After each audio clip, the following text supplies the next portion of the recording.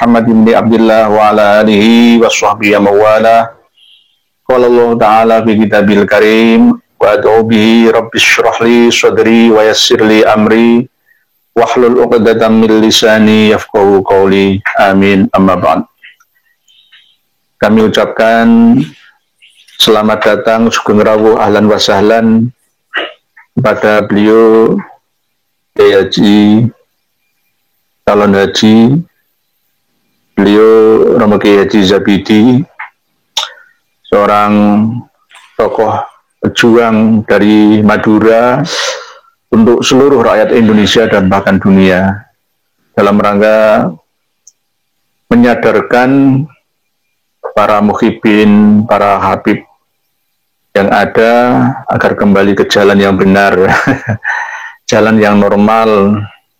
Beliau sebagai tokoh lapangan ya, termasuk bersama dengan saya juga dalam kajian sejarah dan nasab, meluruskan kesejarahan dan pernasaban yang ada di Indonesia ini untuk wilayah Jawa Timur dan bahkan juga berkiprah di PWI dan LS Pusat. Ini kita mengambil tema yang bisa menasihati keluarganya itu adalah dari kalangan keluarganya itu sendiri. Gitu. Tugasnya kan gitu ya. Ini. Kenapa kok Rasulullah SAW diutus tidak di Indonesia? Nah, ya karena memang di Arab itu lebih jahiliyah daripada Indonesia. Artinya lebih membutuhkan dia diberi hidayah. Kenapa Rasulullah tidak dari Cina saja? Enggak, tapi justru diutus oleh Allah untuk pertama kali ya di kalangan orang Arab sana. Kenapa? Agar bisa mudah diterima, karena berasal dari lingkup kalangan mereka sendiri. Begitu juga, bukan berarti ini mengkotak-kotak suku, ras atau bangsa, tidak. Tetapi yang mengerti seluk-beluk dan budaya Madura ya kan panjenengan. Ya. Saya walaupun juga bagian dari keluarga Madura, tetapi lebih luas dan banyak pengalamannya panjenengan daripada saya. Monggo jenengan sampaikan kepada para muhibin, khususnya yang berada di Pantura Madura, daerah pantai utara Madura. Kalau yang dari Bangkalan, Tengah dan Selatan ini sudah alhamdulillah banyak yang melihat video-video kita, video-video para pejuang pernasaban ini, dan banyak yang menyadari. Monggo ya. Assalamualaikum warahmatullahi wabarakatuh. Waalaikumsalam. Salam setong dere. Pada bahasa Madura salam setong dere. Enggi. Seperti yang disampaikan oleh Yenur Iya tadi, bahwasannya kenapa kok memilih saya untuk memberikan nasihat, sebetulnya bukan nasihat hanya sekedar atau bil haq gitu saja. Intinya saling berwasiat, bernasihati sesuatu yang baik. Ini sesuai dengan yang ada di dalam Al-Quran, anfusakum wa ahlikum naro, yang tentunya kenapa kok Genurihya memilih saya selaku orang Madura, karena mungkin menurut pengamatan beliau yang dari Madura yang kelihatan sering tampil di depan umum adalah saya. Sebetulnya simpel yang ingin saya sampaikan, namun sebelum saya menyampaikan semuanya dengan panjang lebar, saya pribadi berserta keluarga mohon maaf apabila selama ini, baik dari ketika kami bersosialisasi dengan panjenengan atau yang mendengar atau melihat chattingan dari kami, ada yang merasa tersinggung atau bagaimana, kami sekeluarga mohon maaf yang sebesar-besarnya. Tapi yang kami lakukan sebetulnya adalah sebuah rasa bentuk prihatin kepada sesama, khususnya kepada orang Madura yang mana kalau orang Madura itu kalau sudah kalau sudah jatuh hati biasanya sulit untuk menerima yang lain dari yang itu kan begitu. Alasan setia. Setia gitu. Lah yang perlu kami ingatkan untuk saudara-saudara kami khususnya yang di wilayah Madura itu sekarang ini kan banyak framing-framingan tentang yang katanya kiai-kiai sepuh itu taslim lah, ginilah gitu kepada tidak pernah menafikan gini gitu. Nah, saya hanya mengingatkan kepada panjenengan semua bahwasanya ini terbukti memang kalau dalam ilmu nasab saya yakin 90% khususnya nasab-nasab yang di atasnya, yakin 90% ulama-ulama terdahulu, artinya dari tahun 1800-an sampai sekarang, sampai sebelum masa-masa kami ini, dalam ilmu pernasaban saya yakin beliau itu tidak seberapa paham betul sampai ke atas. Ini terbukti dengan beberapa manuskrip yang tercatat. Itu tidak pernah ada saya menemukan manuskrip yang mencatat runtut dan itu sesuai dengan yang yang sinkron dengan data eksternal dari nakobah internasional. Dan kebanyakan itu memang tidak sinkron, ada yang ditulis singkat atau ada yang keliru gini, tapi secara garis besar benar begitu. Ini semua dikarenakan tidak adanya literasi, bukan minim. Saya katakan tidak ada literasi. Ini terbukti waktu dari tim kami menemukan kitab Nasab Mu'tabar yang dipakai oleh nakobah internasional di tahun 2019-an lah kalau tidak salah. Kitab Nasab yang Mu'tabar itu kalau tidak salah waktu dulu itu masih 10 kitab. Masih 10 kitab itu kami punya saudara yang tinggal di Jazirah Arab. Kami mintai tolong untuk mencari kitab-kitab nasab tersebut.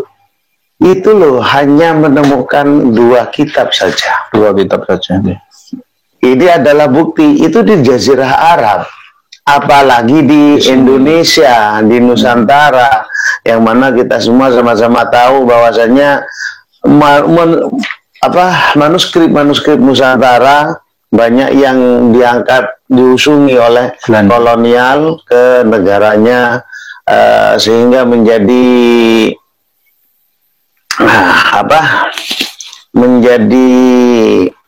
barang milik perpustakaan sana, menjadi arsip perpustakaan di negaranya kayak di Leiden, British, itu ada semua, bahkan Mackenzie Library Singapura itu yang merupakan negara jajahan dari Inggris pun ada di sana. Nah, maka dari itu janganlah sekali-sekali dari kita yang saat ini itu membawa-bawa kiai-kiai sepuh. Oh, Syekh Khalil itu gini, gini. Oh, itu Kasim Asy'ari gini. Mereka semua itu berdasarkan husnudzon dan menghormati. Sedangkan kita saling menghormat itu memang dianjurkan oleh Rasulullah untuk saling menghormati, kan begitu. Laisa minna man lam yurham dan lain-lain itu kan ada itu hadisnya. Memang sangat dianjurkan, tapi penghormatannya itu bukan berarti taslim akan nasabnya yang hanya berdasarkan husnudzon. Jadi dengan secara singkat, untuk saat ini husnudzon itu sudah tidak berlaku karena literasi tentang pernasaban sekarang ini di zaman era keterbukaan ini sudah bisa diakses semua. Suatu contoh ini di tempatnya Ki Nur Ihya Ini ada berapa kitab ini? Wah, pokoknya tumpuan lah. Ini juga loh. Ini saya amati yang kitab tentang ilmu selain nasab. Ini kayaknya nggak seberapa banyak, lebih banyak kitab-kitab nasabnya. Maka dari itu, kalau kita yang saat ini berdasarkan husnudzon di dalam ilmu nasab, itu adalah pernyataan yang keliru, apalagi sampai membawa-bawa nama kiai-kiai sepuh yang terdahulu yang memang jelas-jelas minim literasi. Oleh sebab itu perlu kami tambahkan tentang masalah sikap dari para kiai-kiai khos kita Nusantara, lebih-lebih yang skalanya mursyid thariqah. Kita tahu bahwasannya termasuk salah satu syarat menjadi seorang mursyid thariqah itu ialah punya hati yang laksana lautan luas. Secara ilmu peribahasa itu, kalau nyegoro, kalau kata itu nyegoro, yang punya hati yang nyegoro. Artinya apa? Kalau sudah nyegoro itu apa saja masuk ke dalamnya. Seperti lautan. Seperti lautan. Apa saja masuk ada di dalamnya, tapi tanpa bisa merubah rasa asin dari air laut itu sendiri. Makanya apa yang ditampilkan oleh ulama-ulama khos, lebih-lebih mursyid, itu bukan sebuah implementasi yang bisa dijadikan patokan, khususnya di dalam ilmu nasab. Sebab ilmu nasab dan sejarah ini adalah salah satu ilmu pasti, karena selalu beriringan.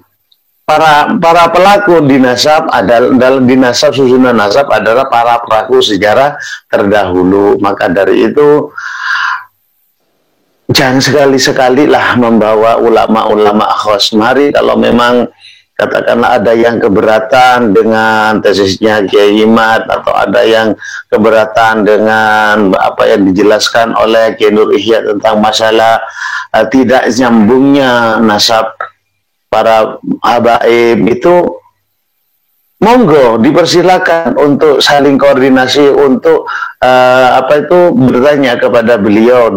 Insya Allah 24 jam diterima ya Pak Yai ya. Terima. Nah, asalkan memang betul-betul bertujuan untuk mencari kebenaran, bukan pembenaran, kan begitu. Pokoknya diskusi yang sehat. Diskusi yang sehat. Sama-sama mencari sesuatu yang hilang. Betul. Mencari barang hilang itu kan tidak boleh. Saya yang paling benar. Tanggalkan dulu ego, ya, amarah, emosi, lepaskan dulu. Harus niat ngaji bersama. Iya, ngaji bersama. Itu baru ketemu nantinya. Iya. Kalau semuanya menurut yang paling benar saya, ya enggak. Kita diskusi. Diskusi. Terus juga ini yang mungkin perlu jenengan tahu semua, bahwasannya dari tahun 2019 itu sebetulnya kami sudah tahu bahwa akan ketidakbersambungannya nasab dari Ba'alwi, yang mana di situ terjadi di nama Ubaidillah bin Ahmad bin Al-Abah itu. Di situ yang memang seperti yang dijelaskan oleh Kiai Imad, selama 550 tahun tidak ada pencatatan. Nah, ini perlu kita angen-angen. Setiap manuskrip di Madura itu mesti ada referensinya. Pencatatan ini dari tahun sekian, referensinya ini. Yang tahun sebelumnya referensinya ini. Sekarang jangan jauh-jauh lah ke yang terdahulu. Saat ini seandainya saya ingin menulis putra-putri dari Sunan Giri, yang mana Sunan Giri hidup di 1500 sekian, sampai saat ini, tapi tidak ada literasi sama sekali. Apakah bisa saya menulis, mencatat Sunan Giri beserta keturunannya? Tentunya kan nggak bisa toh, sebab nasab itu tidak bisa direkayasa, apalagi berdasarkan mukasyafah, ronsen makam dan lain-lain lah. Tidak bisa karena ini adalah ilmu pasti kan gitu loh. Dan juga tidak ada versi. Kenapa saya katakan tidak ada versi? Bahwasanya Zabidi bin Arif itu tidak ada versi. Arif bin Khalili tidak ada versi. Khalili bin Muhammad tidak ada versi. Nah, hal ini tentunya harus lebih teliti di dalam menelaah kan begitu. Nah, jika terjadi kekontroversian ini, muaranya di mana? Muaranya di ahlul balad kan begitu. Nggih. Apa yang panjenengan sampaikan itu benar-benar bisa dianalisa dan diterima oleh akal sehat kita. Bagi yang mau terbuka ya ini. Ada yang tidak terbuka. Ini banyak juga yang komentar menuduh Romo Kiai Haji Hasyim Asy'ari tidak memiliki kitab nasab, kitab sejarah. Nah, ini kan beda pemahamannya ya. Mungkin beliau yang nulis ini tidak dan belum terbuka. Memang dulu kan memang semua kitab-kitab seperti ini tuh nggak bisa masuk. Nggak ada. Nggak bisa. Wong di Timur Tengah sana aja sulit nyarinya kok. Yang ada itu adalah kitab yang versi Bali kayak Samsul Dhahiro, terus apalagi itu Khidmatul Asyiro dan lain-lain. Itu pun sulit ya. Nah, itu kalinya itu sulit. Nggak semua toko kitab ada atau percetakan yang ada di Indonesia ini ada. Nggak ada. Cari di ngandel sana kalau ada. Nggak. Aduh, saya tahun 9 berapa itu? Tentu sekitar tahun 2000-an. Itu memang sering gabel itu coba untuk mencari kitab-kitab. Nggak ada memang. Kalau kitab nahwu, sorob, tasawuf, kitab pesantren ada semua. Kitab-kitab fikih banyak sekali di sana. Jadi wajarlah jika para ulama-ulama khos itu, ulama-ulama kita untuk menjaga hati agar tidak merendahkan orang lain dan lain-lain, agar tetap hormat dengan memakai metode husnudzon kan begitu. Ini dari Pak Raswandi Ras, betul-betul sekali Kiai, kalau kita hanya husnudzon dan taklid buta saja, sami'na wa atona, udah ketinggalan zaman. Zaman dulu Kiai Sepuh hanya berprasangka baik saja, tapi tidak berarti mereka percaya 100%. Jadi seperti hanya Romo Yai Hasyim Asy'ari, Romo Yai Khalil Banggalan, itu kan ya tetap nggak percaya 100%. Ada ceritanya, misalkan ada seorang habib yang dilindungi, walaupun habib itu ahli maksiat ya. Nah, pas minum-minuman di tengah jalan ditolong sama Kiai Mbah Khalil Banggalan, itu terus akhirnya habib dihormati oleh Mbah Khalil. Akhirnya ditafsiri sendiri seperti itu. Padahal bentuk penghormatannya itu bisa jadi bentuk penghormatan sesama manusia. Dan lagian menyelamatkan manusia dari ketersesatan itu sebetulnya adalah tugas dari setiap manusia yang sadar-sadar kan begitu. Makanya ada dalil kulil haq walau kana murron wa kul ja'al haq wa zahaqal batil innal batil kana zahuqa kan begitu. Makanya ada dalil-dalil kayak gitu, itu adalah dalil-dalil untuk perjuangan untuk menyelamatkan saudara-saudara kita yang berada di jalan yang salah kan begitu. Itu lagi Pak Ibu Indah Karmila. Hati-hati orang benci dan tidak percaya sama para habaib anak cucu Nabi Shallallahu Alaihi Wasallam, pasti matinya mati keadaan kafir dan matinya mati dalam keadaan suul khotimah. Nah, ini kan kadang-kadang masih halu nih. Ya. Tanggapan panjenengan pripun ya? Masalah matinya orang dalam keadaan apapun itu sebetulnya adalah rahasia dari Allah. Toh banyak cerita-cerita yang asalnya itu ahlul ma'asi tapi menjelang akhir hayatnya malah husnul khotimah.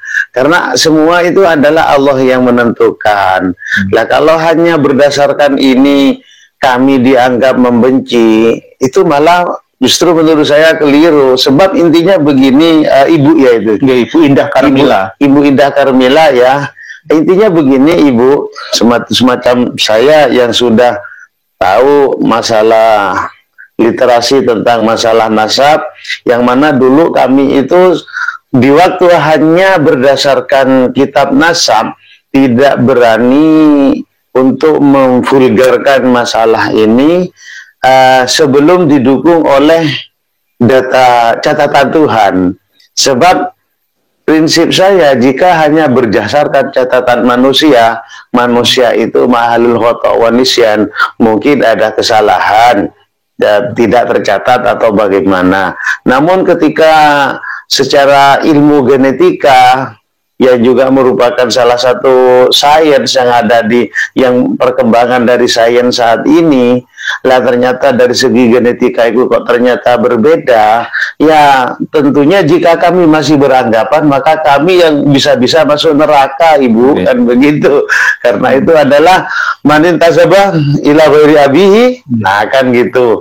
Ada dalilnya juga, Ibu, lah kan begitu. Jadi intinya Romo Yai Zabidi dan kami segenap teman-teman yang sudah menyadari akan kekeliruan versi nasab Alawi, yaitu tidak berdasarkan iri kebencian, bukan kebencian, tidak.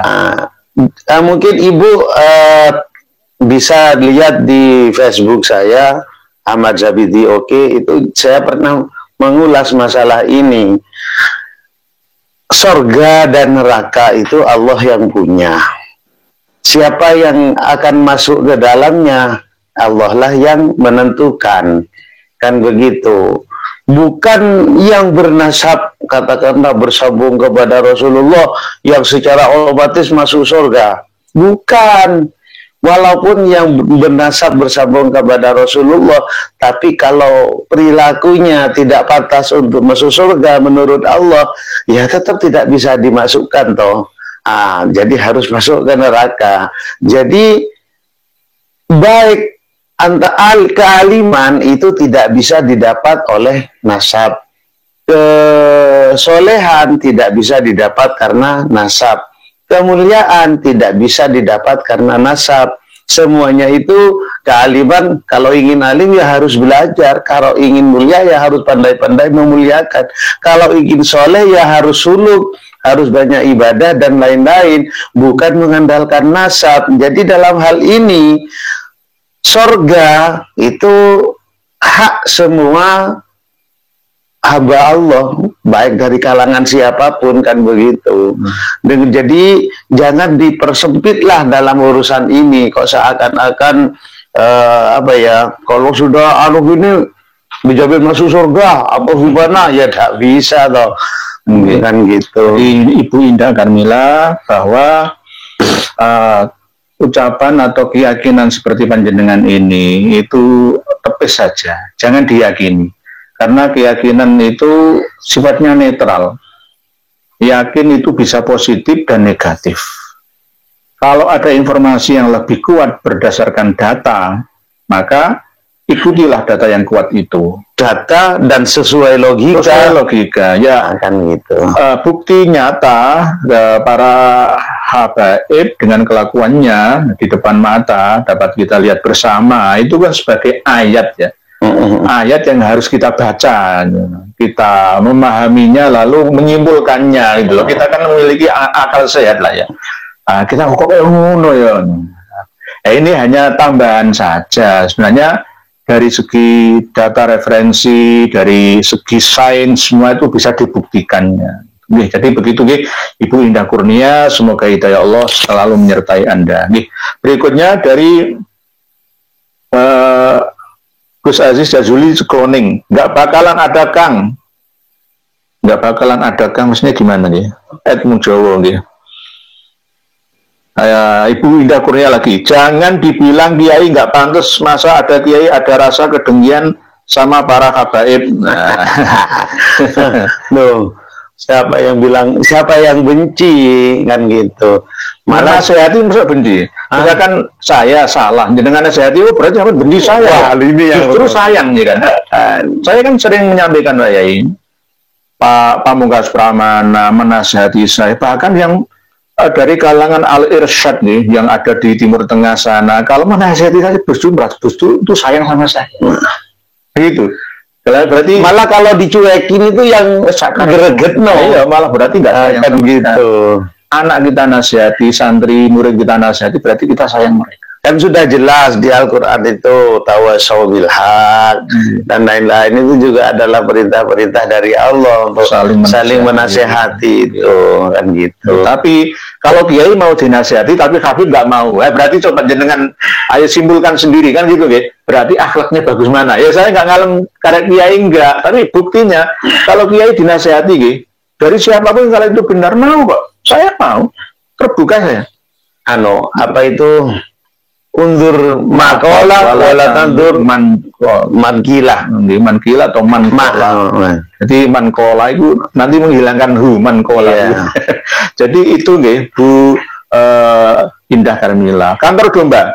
Gedabrus mulu ngomong tanpa ilmu semua orang bisa. Ini kan sengaja saya baca yang mukhibin. Semoga sadar kan. Ini kadang seperti itu ya, kadang-kadang ya ada orangnya macam-macam kan, kepala sama berambut tapi isinya berbeda-beda.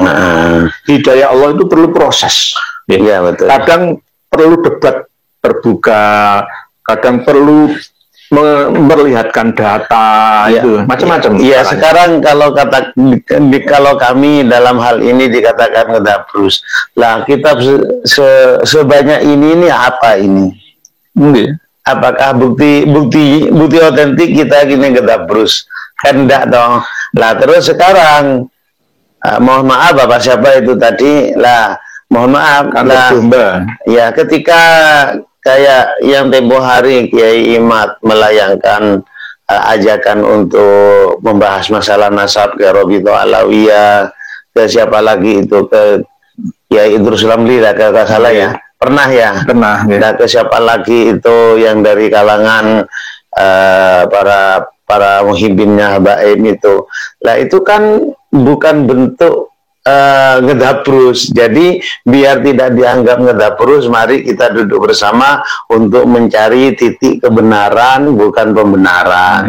Lah justru kalau ngomong yang tidak dikata ngedabrus gini gitu itu pas siapa yang ngedabrus ini akhirnya? Kita semua by data dan dipertanggungjawabkan dunia sampai akhiratnya. Sama dengan ketika dokter spesialis ngasih resep itu sudah diperhitungkan kemampuan kekuatan fisiknya pasien itu seperti apa. Begitu juga kiai termasuk sesuai dosis lah kekuatan kemampuan masing-masing yang dilihat. Oh ini pantasnya sekian, oh antibiotiknya sekian, ngerti. Jadi kalau misalkan dikatakan gedabrus, nah itu justru arahkan ke habaib. Ceramahnya gedabrus itu, begitu ya. Gus Aziz Jazuli cloning, cie mukibin panas. Ini buahnya sebenarnya yang bukan mukibin, tapi sengaja kan kadang-kadang tak buat variasi yang diambil ditanggapin yang muhibin supaya saya kan judulnya kan menyadarkan muhibin. Kalau kawan-kawan kita sendiri ya nanti tetap kita baca nih, petani jalanan, semoga kebenaran terungkap dengan ridha Allah Subhanahu wa taala, amin. Matur petani jalanan. Pak Suryanto Malang, lanjutan Kiai mencerahkan umat kalau sabda Rasulullah saja harus benar-benar sahih, apalagi nasab beliau. Rasulullah itu milik umat, bukan milik Ba'alawi. Nah ini saya juga nggak habis pikirnya begini, di kalangan nabaib itu ada yang mengatakan Robito Alawiyah adalah nasabnya yang paling sahih, yang paling valid sedunia. Gini. Nggak taunya ya seperti yang kita ketahui sekarang, realitanya bagaimana. Namun mengatakan sedunia, apakah dari kalangan mereka itu punya bukti otentik pengakuan dari, gak usah semua ahli nasab di Timur Tengah lah, atau nakib di Timur Tengah lah, para nakib di Timur Tengah, satu saja dari nakib Yaman, apakah ada pengakuannya, itu saja, gak usah melebar kemana-mana dulu, karena mereka mengakunya Hadromi kan begitu lah, situ saja. Kalau nggak bisa membuktikan, monggo. Tapi kalau tidak bisa membuktikan, ya monggo lah panjenengan nilai sendiri yang seperti katanya Bapak siapa tadi, yang ngedabur itu siapa, yang bagi data itu siapa, kan begitu. Oke. Jadi kalau kita ingat tahun sebelum 1942 Masehi, pas menjelang kedatangan tentara Jepang ke Nusantara Indonesia kita ini, mereka, para Habib Alawi itu bertengkar hebat dengan kaum Al-Irsyad, sama-sama berasal dari Hadrami, Yaman sana. Ya saling musuh ya ini. Wah, ya itu karu-karuan. Objek pertentangannya itu tentang masalah. Ya selain kafa'ah itu juga termasuk lainnya ya. Terus gak usah ngaku-ngaku keturunan Nabi, kita sama-sama di sini tuh. Enggak, aku tetap Sayyid aku. Kamu nggak boleh pakai Sayyid. Yang pakai Sayyid itu saya penganjur Nabi. Nggak boleh begitu, kita sama-sama perantauan ini. Jadi wah, itu sampai didengar oleh orang Hadramaut sendiri, bahkan Mufti Hadramaut, ya kakeknya yang ngarang kitab ini, Al-Istizadah min Akhbari Sadah, Ibnu Ubaidillah, Habib Abdurrahman bin Ubaidillah As-Saqqaf atau As-Saqqaf itu sampai datang ke sini untuk mendamaikan. Karena memang lesannya kaum Ba'alawi itu sulit dikontrol. Ya sama seperti ketika kita mendengar wabi metu wabi, sakuping metu wabi. Dunia begitu. Ini sejarah terulang ini ya. Terulang. Jadi dulu yang diserang itu bukan kiai. Yang diserang itu ya sama-sama dari kalangan Al-Irsyad. Sama-sama dari Hadrami, sama-sama perantauan. Ini ngisi-ngisi inilah itu. Kekiran negara ini wong liya. Tapi ini malah justru yang diserang malah kiai-kiai, tuan guru, tu bagus, ajengan, tuanku, tengku itu yang diserang. Habis-habisan yang tuan rumah itu malah diusir lah, gampangannya cara kasarannya itu. Bukan sekedar diusir, malah seakan-akan dinistakan, dianggap apa itu nasabnya terputus dan lain-lain. Dan sebuah akhirnya serban kiai itu mulia. Sandalnya Habib dan lain sebagainya. Kayak dikerdilkan seakan-akan. Tapi efeknya kalangan pribumi itu jadi lebih cinta kepada kalangan mereka akhirnya. Kan gitu lah. Makanya ini yang saya gak habis pikir, terkadang itu ada seseorang begitu cintanya kepada Baib, sehingga kepada guru ngajinya saja, guru ngaji di kampung saja sudah tidak hormat lagi. Lah itu yang saya sangat prihatin gitu loh. Doktrin ya, karena doktrin itu menancap ya, sangat berbahaya. Cuci otak, brainwashing itu benar-benar sebuah kejahatan atau kriminal lah, pelaku kriminal itu. Ya bukannya kami itu tidak menyalahkan para pribumi untuk menghormati habaib atau siapa gitu semuanya. Kalau masalah menghormati, semua sebetulnya berhak untuk dihormati, semua, tapi dengan syarat layak untuk dihormati secara perilaku, secara keilmuan, secara apalagi ya haliyahnya, itu layak untuk dihormati. Tapi bagi yang tidak layak untuk dihormati, ya kita tetap harus tidak boleh untuk menistakan, kan begitu. Kejahatan tidak harus dibalas dengan kejahatan, tapi dengan nasihat-nasihat kebaikan, seperti itu. Putra Blambangan, mboten usah diskusi kalau mboten betul data sing anyar yai. Nasab itu pasti mboten perlu debat, mesti mboten perlu debat dengan Habib Alawi. Mungkin seperti itu. Intinya memang nasab itu tidak untuk diperdebatkan. Justru kalau furu iya itu baru diperdebatkan, kan gitu toh Yai. Bahsul masail kayak antara iya atau tidak itu. Nah kalau nasab itu karena nyata, ilmu pasti. Ditunjukkan data, kalau memang datanya ada kayak gini, misalkan ini tunjukkan data dan lain-lain diragukan. Nah kalau sudah ada data dan datanya data-data otentik, karena data itu ada premier, ada sekunder, ada tersier, kan begitu. Nah, harus ditampilkan semua. Jadi kalau sudah berdasarkan data, ya benar kata Ibu tadi, gak perlu diperdebatkan. Bukan furu'iyah, kan gitu. Berikutnya dari mantan Muhyiddin Habib. Tidak mungkin durian Nabi jadi anda-anda Belanda. Ya ini semua sudah tahu kok sebetulnya. Cuman yang untuk bersuara lantang itu kadang orang itu masih berpikir panjang gitu. Nah, kalau kita menilik ke kejadian 1965, baik yang di Madiun atau di mana lagi itu, ya intinya masalah G30 SPKI juga yang di Kalimantan. Lah siapa ketuanya? Semua sudah sama-sama tahu. Tapi mereka mengingkari ya. Ahmad Aidit itu bukan Ba'alawi. Akhirnya mengeluarkan surat. Nanti kita bahas lagi. Ingin menyadarkan kaum Nahdliyin itu ya. Karena korbannya itu ya kaum Nahdliyin, korban framing ya, korban penggiringan opini itu dari kalangan Nahdliyin. Iya betul Kiai. Sebab di Indonesia sendiri kan banyak aliran-aliran, ada Muhammadiyah, ada LDII dan lain-lain.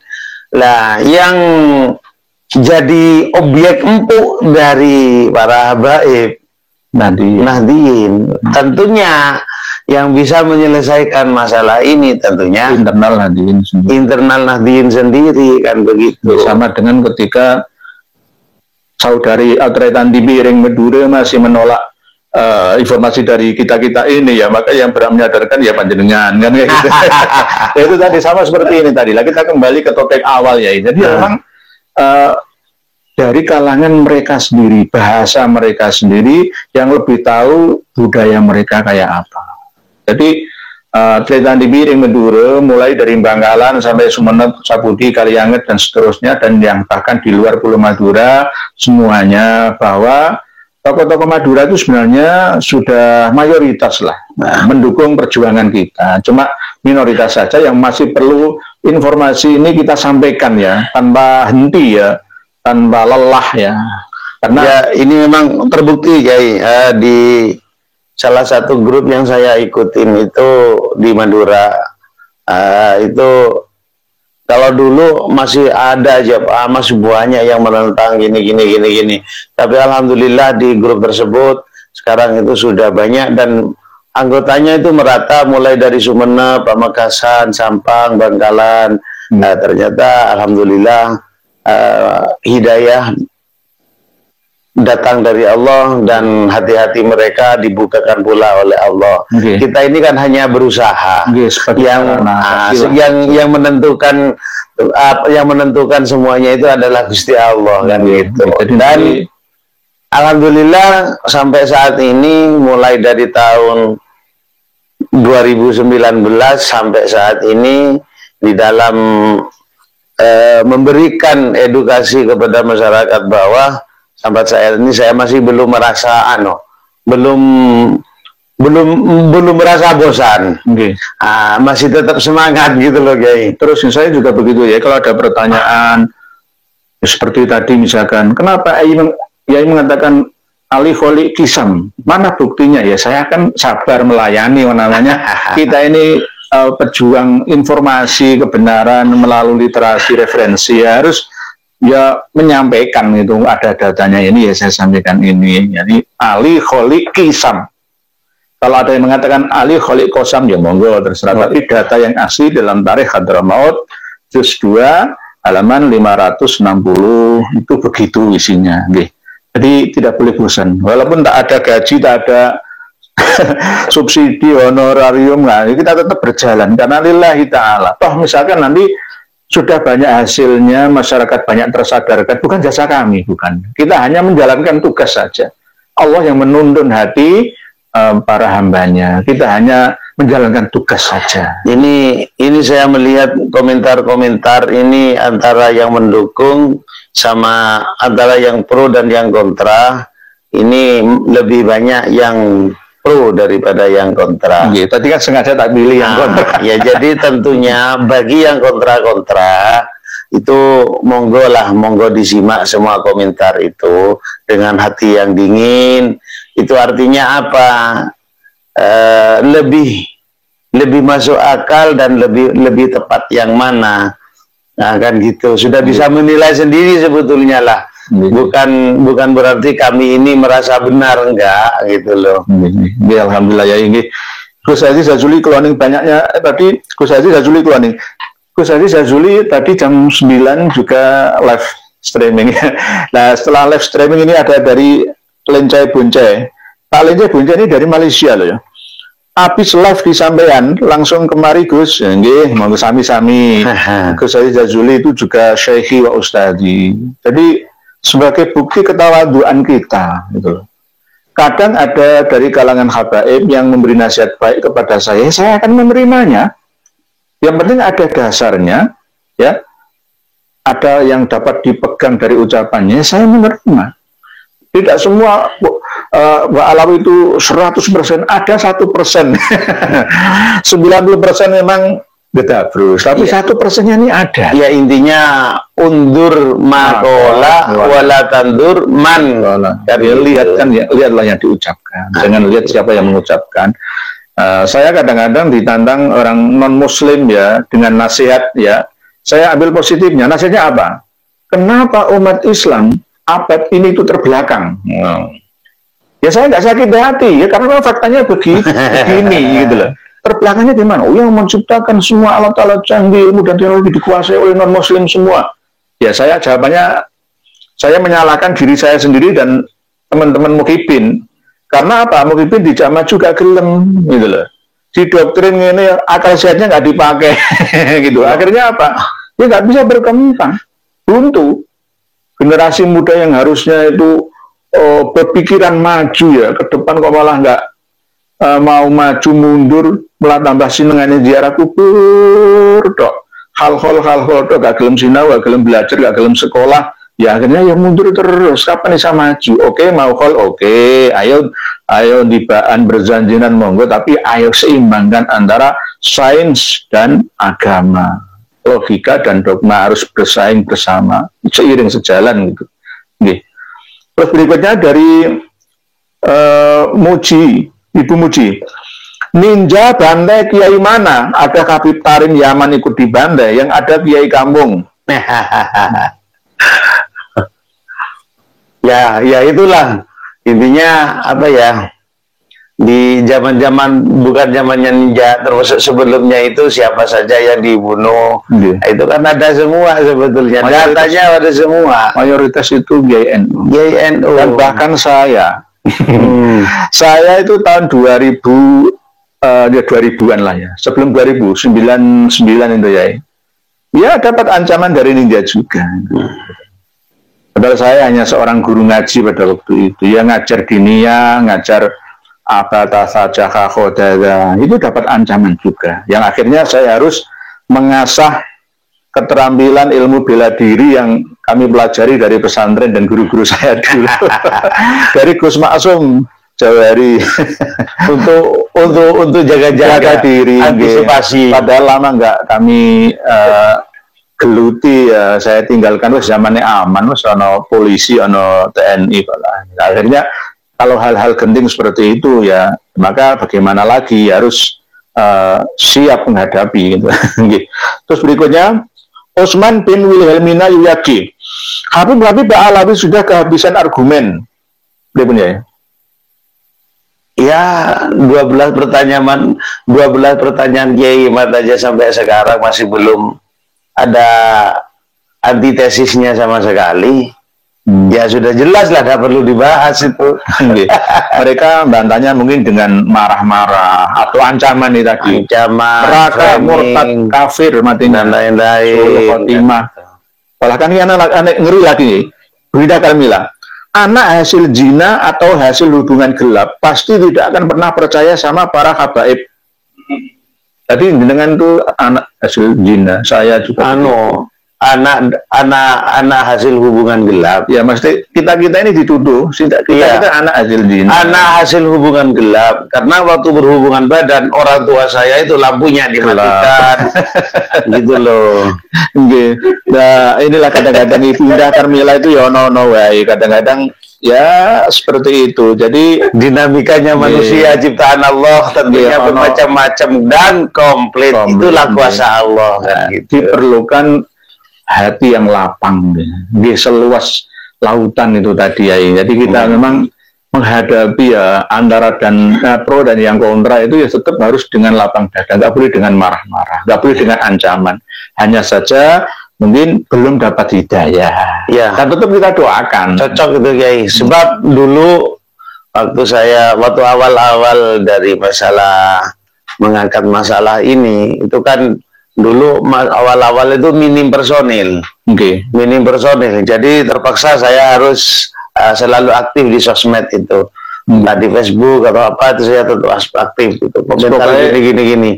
Jenengan suara ancaman, apa isuan, framing dan lain-lain wis belenger. Nah, tapi setelah kami pikir-pikir, begitu yang kami ajak debat itu kok ternyata Bolodewi, Tretan TV, Bolodewi, saudara sendiri sesama pribumi. Saya jadi berpikir begini, lah kalau sampai saya melayani ini, berarti apa yang menjadi tujuan mereka dengan sistem menerapkan sistem divide et imperanya, itu akhirnya tercapai. Makanya saya lebih baik ngalah. Jangan mungkin kalau lihat di Facebook saya di mana-mana itu beberapa tahun ini jarang ya ikut komen, itu paling cuma sedikit-sedikit gitu. Cuma selalu tetap nyimak untuk mengetahui perkembangan gitu. Ya untuk menghindari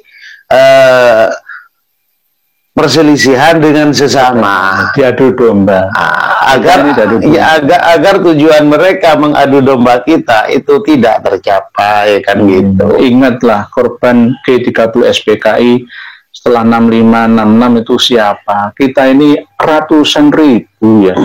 Nyawa kita melayang perang saudara gara-gara siapa yang mengadu dombanya? Dari kalangan Pak Alawi, Ahmad Aidit, ketua biro ya, pelaksana presidennya PKI 65 lah, itu ya Ahmad Al-Aidit bin Abdullah Al-Aidit dari Bangka Belitung sana.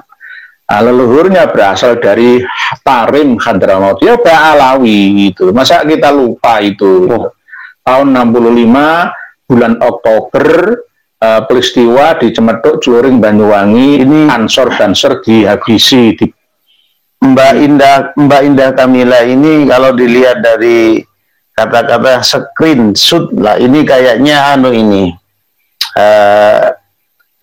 Tretan TV ini kayaknya ini sesama Maduranya. Karmila namanya Karmila. Iya. Karmila Jadi kita harus sadar Ibu Ida Karmila, semuanya yang masih kontra dengan kami, apakah kami ini buzzer dibayar atau karena politik, nggak terbukti. Kami ini membela panjenengan dan anak keturunan panjenengan. Ininya seperti itu. Jangan menjadi budak di negeri sendiri. Jangan mudah diadu domba dengan saudara sendiri. Jadi nanti yang keplok-keplok itu ya yang dari belakang ya para Ba'alawi itu, sama seperti dulu Belanda waktu menerapkan sistem divide et impera itu. Ini malah ya Indah Karmila garis miring Zainal Abidin ngaku turunan Dajjal. Awal sudahlah, kita ini sama-sama manusianya kok, nggak usah pakai bahasa-bahasa gitu. Tenang saudara-saudara. Afnan Hafid pengen buat akun cloning, gimana caranya ya Gus atau Gus Aziz? Nanti belajar sama Agus W. Terus gaulkan nasab Alawi Yaman yang adalah cucu palsu Nabi. Sesuai dengan data yang sudah kita pelajari selama ini, memang Habib Alawi itu adalah cucu palsu, nggak nyambung dengan duriah Nabi kita Muhammad SAW. Nah, ini bahkan yang paling garang ini, Indah Karmila, ini iblis yang menyerupai kiai, bukan manusia. Bahasa seperti ini itu biasa Habib Alawi itu seperti itu ya. Iblis, apa kurang hebatnya Habib novel Alay terus, ya kan? Iya, iblis, setan dan lain sebagainya, ya kan? Babi, siapa yang mengeluarkan kata-kata itu? Biasanya ya mereka. Berarti kemungkinan Bu Indah Karmila ini ya dari Alawi yang nyaru sebagai namanya Indah itu, tapi aslinya ya mungkin ya dari kalangan mereka. Enggak apa-apa lah, moga aja. Hidayah itu kan jalannya, sarananya, wasilahnya macam-macam. Mungkin dengan cara ini dengan bisa dapat petunjuk ilahi. Lukman Hakim, Assalamualaikum. Maluku Pulau Buru hadir Kiai, nggih, semangat nggih. Monggo. Dari Maluku, Pak Hamdan ATT, ya, penyanyi dangdut senior itu ya, yang sekarang berbaring sakit, semoga diberikan kesembuhan ya, stroke ya. Itu ya kelahiran dari Pulau Aru ya, Maluku sana, Pulau Aru. Jadi turunan Arab, marga At-Tamimi. At-Tamimi itu sama seperti marganya Muhammad bin Abdul Wahab, Najd At-Tamimi itu. Jadi bukan Ba'alawi, tapi Arab, kelahiran Arab. Jadi keturunan Arab, Hamdan ATT itu. Bukan ku menolakmu untuk mencintaiku, tetapi lihat dulu siapakah diriku. Nah, itu Hamdan ATT At-Tamimi. Oh, Kiai pribumi itu ya menguasai materi, tidak hanya tentang pernasaban persejarahan saja, semuanya. Berikutnya Pak Abdul Rahim, tolong ungkap Mbah Yai, makam Habib Syekh Boto Putih. Katanya dia gurunya Kiai Soleh Darat. Itu Yai, dengan mendengar itu? Kalau gurunya Kiai Soleh Darat, saya nggak seberapa yakin, karena Kiai Soleh Darat itu kebanyakan di masa-masa itu di dalam menimba ilmu kebanyakan kepada ulama-ulama Nusantara yang ada di Mekah, yang menjadi mufti Mekah. Kalau tidak salah kayak itu. Tapi tolong kami juga pernah mendengar itu, tapi hanya beberapa kitab saja. Jadi kitab-kitab ya waktu itu kan belum ada kitab besar lah ya. Jadi kitab-kitab kecil biasa ngaji dengan para habib Alawi itu wajar, karena dulu antara kiai dengan para habib itu ya rukun lah, nggak seperti ini gitu loh, nggak seperti ini. Jadi tidak ada saling curiga. Tapi yang jelas bukan guru satu-satunya. Bukan guru satu-satunya.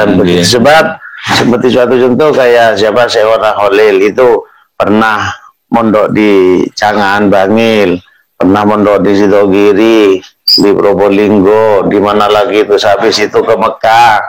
Nah, jadi banyaknya. Dan kalau saya mengamati secara keilmuan, sanadnya ulama-ulama Nusantara itu, sanad keilmuannya itu sama dengan sanad nasabnya, karena bergurunya kebanyakan itu kepada yang masih ada hubungan famili gitu. Jadi begitu Pak Abdul Rahim. Memang saya pernah membaca Pak Soleh Darat yang menjadi gurunya Hadratus Syekh Kiai Haji Masyari dan Kiai Haji Ahmad Dahlan itu memang pernah mengaji ke Ba'alawi yang ada di daerah Ngampel sana, tapi hanya beberapa kitab saja, tidak satu-satunya. Ada sumber keilmuan lain selain dari beliau Habib yang ada di Boto Putih itu, Syekh Habib Syekh Boto Putih. Berikutnya dari Segaluh, Londo Ireng Antek Company Yahudi. Joko Umbara, kantor domba CC yang punya nasab jalur mimpi. Berikutnya dari Wahaha, Imam Mahdi gagal jadi presiden, stop mengaku menjadi cucu Nabi di Indonesia. Jadi kadang-kadang kalau kita memahami Imam Mahdi itu dengan pemahaman yang sempit ya, padahal ini saya membaca dari Eka Sumiran, makam Asmorogondi Yai, tolong diluruskan prasastinya. Nah, itu prasastinya Bapak Mas Eka Sumiran, ya insya Allah dalam waktu dekat itu akan segera selesai masalah prasasti di makam Maulana Ali Ibrahim As-Samarkandi, bukan Asmorogondi. Yang betul itu As-Samarkandi. Nah, tempo hari kemarin, tempo hari kami sudah minta konsultasi kepada Gus Muwafiq, bukan Gus Muwafiq. Beliau memang menyampaikan bahwasannya untuk Maulana Ali Ibrahim As-Samarkandi itu memang sudah jelas dan nyata, sudah dikunci dengan bahasa marga As-Samarkand. Jadi jika ada susunan nasab yang tidak ada dari As-Samarkandinya, itu nasab palsu. Nasab palsu kan gitu. Nah, berarti kan intinya beliau meminta tim jenengan untuk segera mengganti papan nama atau prasasti yang ada. Itu tetap jenengan agendakan ya ini? Ya, itu sudah menjadi target utama kami sebetulnya, Kiai. Cuman mengingat ini baru saja kita berlebaran. Setelah lebaran kami disibukkan dengan persiapan Hall Agung Wali Songo di Bangkalan. Tentunya ini sangat menyita waktu gitu loh. Jadi hanya nunggu waktu saja sebetulnya. Intinya beri kami waktu untuk bertindak lebih lanjut, karena memang untuk tindakan awal kan sudah panjenengan tempuh melalui lapor ke Balai Pelestarian Budaya. Artinya proseduralnya sudah kami laksanakan, tinggal di lapangan gitu saja. Jadi ininya begitu, Bapak. Sebabnya nanti kalau kita menggunakan ilmu preman ya nggak ada aturan semua. Jadi kita tetap sesuai dengan prosedur yang ada, agar kita tidak melanggar hukum ya. Ingin amar ma'ruf ya harus dengan ma'ruf, tidak boleh sebaliknya. Mungkin ada lagi yang panjenengan baca ya, mungkin. Nah ini siapa ini? Unda ya aman.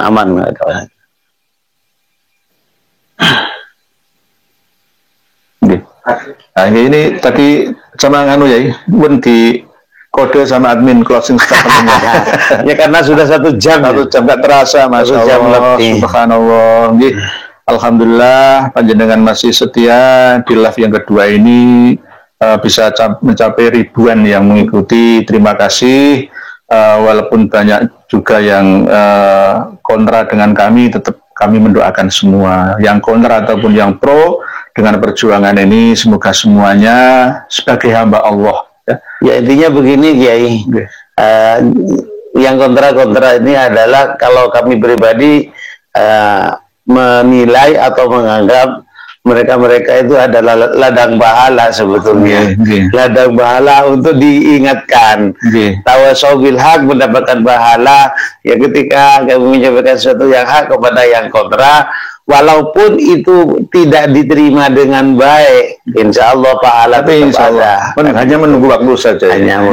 Insya Allah nanti tetap ada hidayah bagi mereka, karena ini sebuah informasi yang terbuka kok, bisa diakses oleh semuanya, nggak ada yang kami tutup-tutup. Iya, dan juga siapa saja yang sekiranya ada yang keberatan dengan yang kami sampaikan, ingin butuh otentiknya, monggo dipersilahkan kapan saja, bisa langsung ke panjenengan atau ke saya atau ke siapa yang terdekat di sana dari tim kami yang sama-sama pejuang pelurusan nasab dan sejarah ini. Monggo nulis pertanyaan tentang nasab, tentang silsilah Habib Alawi sampai mana, dari mana kemana, jangan tulis di sini atau pas saat live kami, pasti akan kami tanggapi. Sama seperti tentang Pak Nur Indonesia tadi, Ali Kholik Kisam, ya kan, itu kan informasi yang sangat berharga, bukan Ali Kholik Kosam, tapi Ali Kholik Kisam bin Alwi bin Muhammad bin Alwi bin Ubaidillah bin Ahmad. Demikian pertemuan kita malam hari ini, semoga membawa banyak manfaat bagi kita semua. Walaupun singkat ini, semoga dapat diperpanjang sendiri dengan kembangkan sendiri, sedikit tapi banyak manfaatnya. Wallahu a'lam bishawab. Akhirul kalam, wassalamualaikum warahmatullahi wabarakatuh. 1 jam.